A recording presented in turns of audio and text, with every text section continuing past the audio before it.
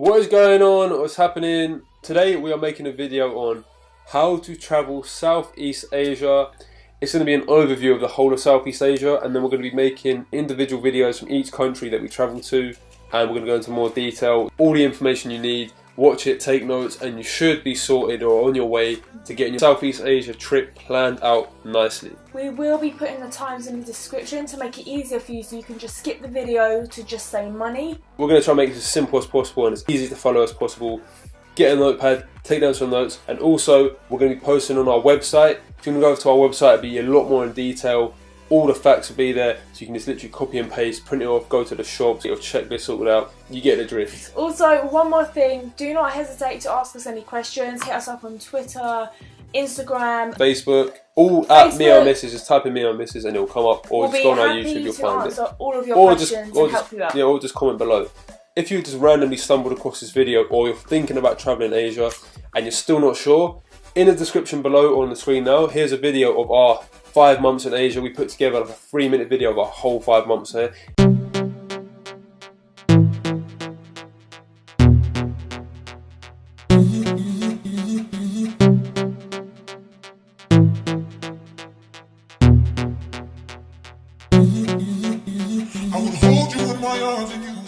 It will give you a bit of a better idea of exactly what goes down out there. And also, we filmed every single day when we was out there. We made daily videos, daily vlogs. So if you go onto our vlog channel, we'll put the link in the description as well. But you can see every single day we went out there, we filmed, and you can get a bit of a better understanding of what Asia is actually like. So the link's in the description for that as well. Okay, so let's get straight into it with the route that we done. So we took a flight from London to Bangkok. I think mostly all travellers will start their journey in Bangkok. We stayed around 4 days. I think that's a perfect time to get a feel of it and then move on. We actually took a sleeper train going north of Thailand. So we done Chiang Mai, Chiang Rai, where we saw the highest point of Thailand. We done cooking classes and tried their best dishes. Also, when we were in Chiang Mai, we went to Thailand's Grand Canyon, is what it's called, and we spent the days jumping off the cliffs into the quarries, having a great day. If you do go to Chiang Mai, make sure you go here. You have an amazing time. One thing I do want to say is, don't ever be put off by something or feel you don't want to go somewhere because of what other people have said. If you feel like you might enjoy it, just go for it. People are saying to us, we're going to hate Bangkok, you're not going to like it, it's going to be too crazy. And to be honest with you, we loved it. So after our first stop off in the north part of Thailand, we then went to Vietnam for 30 days where we saw the world famous Halong Bay. We took bike rides around the local villages and we got to experience all the local foods. Also in Vietnam we went to do canyoneering, which is one of the best things we've done in all of Asia. We done it in Dalat. If you are going to be going there, make sure you go. So after spending a whole month in Vietnam, we probably went on one of the longest coach journeys to Cambodia. I think Cambodia was one of our favourite destinations of all time. So we had one of the best times of our lives shooting guns. We got to experience partying through the Khmer New Year. That was like the best night of our life. Crazy street party, water fights, powder getting thrown everywhere, talcum powder. So we was lucky and fortunate enough to be there on those dates. If you are going to be in Asia, do your research beforehand and try and be in certain locations for certain dates, because it will make your trip that much better, and it really was worth it. So after we went from Cambodia, we went to the Thai islands where we was island hopping all around the most popular islands. The Thai islands were some of the best times in our travels, from going to Koh Tao, going up the highest points, and you can just see the view of the whole island. What do you think of these? Incredible, and there's nobody here. There's no one else here, it's just me and Mia and this view. The sunny beaches, the sunsets. Every night we saw a sunset. Every single night. So if you want to go travelling, obviously you most likely will. Thai islands have to be done. So once we done the Thai islands, we did catch a flight to the Philippines. Unfortunately, we got sick actually throughout our whole time in the Philippines. Ill. However, it is really beautiful. From what we saw, beautiful places. The friendliest people in our travels were there. Amazing moped adventures. Don't be put off about the amount of flights you have to get. You can get really cheap flights. So yeah, not many travellers do the Philippines. That's why when we went there was hardly any tourists. But do it. And then to end our trip off, finally we did go to Indonesia, where we only went to 2 locations. However, a beautiful country, very different. Each country we went to was completely different. So make sure you go and see as much as you can. In Indonesia, we went to the monkey forest, where a whole forest full of monkeys. They were quite crazy though, they did try attacking us. And we went to the amazing rice terraces. Also, we did do a stop off twice in Malaysia where we spent one day exploring there. If you want to check out the video there, or in the description, we had an amazing time there. Malaysia was another one of our favourite destinations. So that was a route we personally done. To sum it up, we went from Bangkok in Thailand to the north part of Thailand. Then we went to Vietnam, done the whole of Vietnam. Then moved on to Cambodia. After Cambodia, we went on to the Thai islands, then to Philippines, and then ended our trip in Indonesia. That is a possible route you could do. You can always mix it up, do it other ways, but that's quite a popular route, and we found it to be very smooth and easy to follow. We will be doing a more in detail video of each country that we travelled. Make sure you check out our individual videos that will be coming out in the next few weeks. A lot more detail if you're planning your trip around these countries. So for the first topic we're going to cover is the budget, how much we spent out there, all of that stuff. So me and Mia, we both had about £5,000 each, and that lasted us very well. We came back with a little bit of extra money.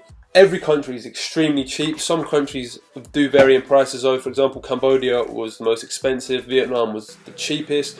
For me and Mia, because we were boyfriend and girlfriend, our budget was slightly higher. We went to a bit more pricey hotels, hostels. The only thing you need a bit of extra money for is travelling around and doing activities. Things like if you want to go scuba diving, things like that. So our budget was £1,000 each per month, which is more than enough. That covers you for food, activities. If you're into drinking, that covers it. So that really is a good budget to have.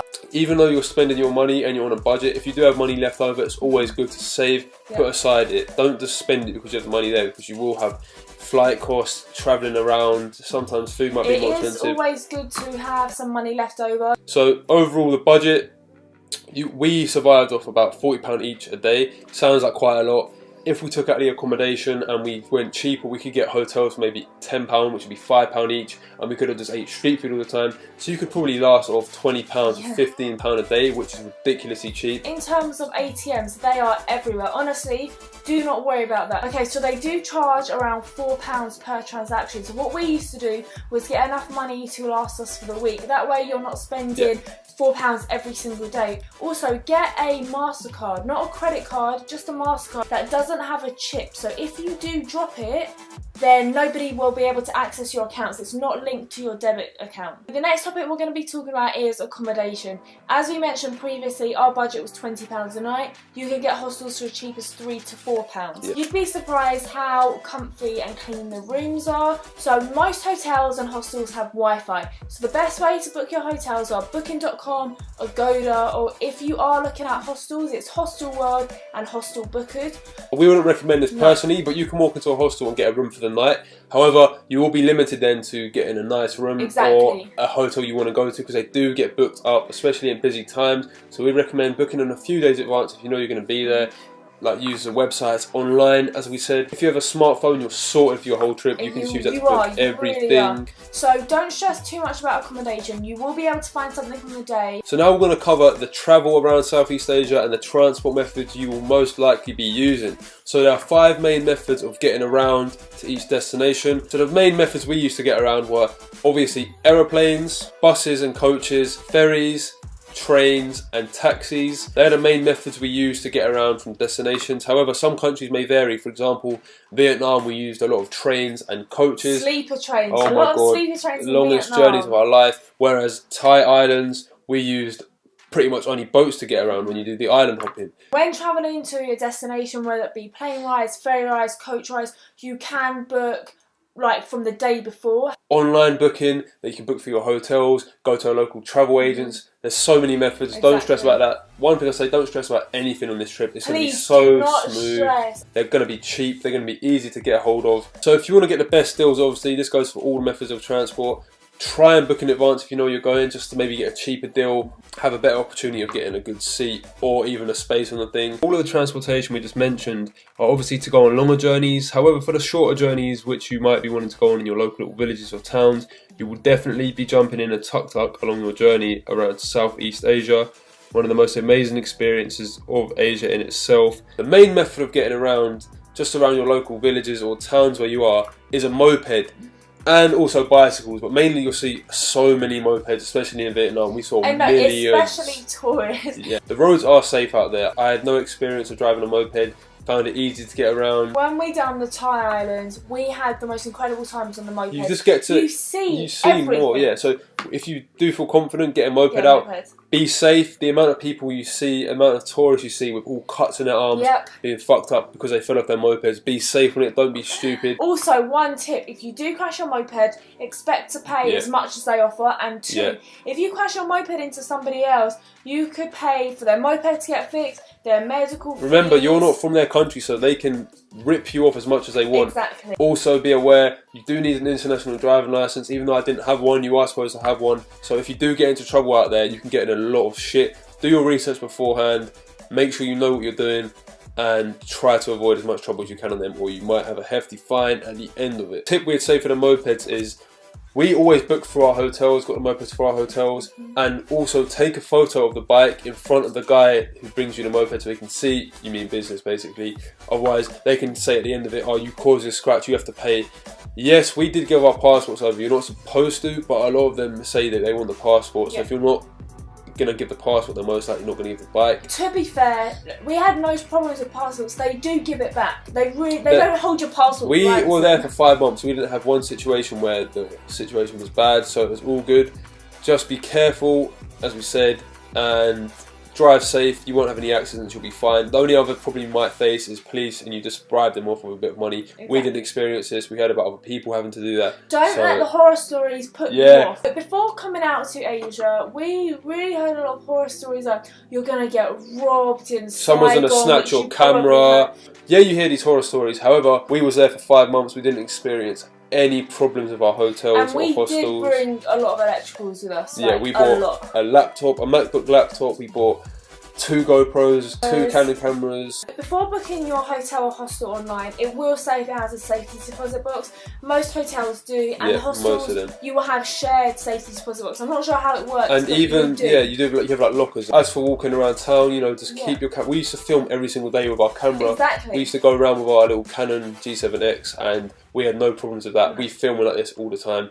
Just be safe with it. Keep your eyes peeled. Just be wary of your feet. Be streetwise. And that's it. So, also out travelling, food, you're going to have some of the best food of your life. Food was so good. For us personally, Thailand was the best food. Chicken cashew nuts are my favourite. You get, every country's different. They all have their own cuisine, which is really, really good. Cheap as anything, especially if you eat street food. It's very safe out there as well. Don't feel like, street food going to be safe for you. A lot of people say as well, street food is a lot more safe than, for example, going to a restaurant or like a fast food chain. We didn't get sick not once from eating food. Most of it's cooked fresh. You see it there getting cooked fresh.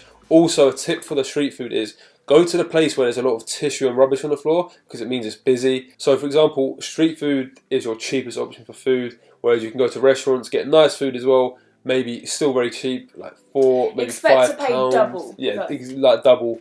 But there's so many food options. You're going to love it out there. If you love food, go to Asia, basically. So the last topic that we're going to be talking about is overall tips. And just things that are going to be essential for you if you're going out there.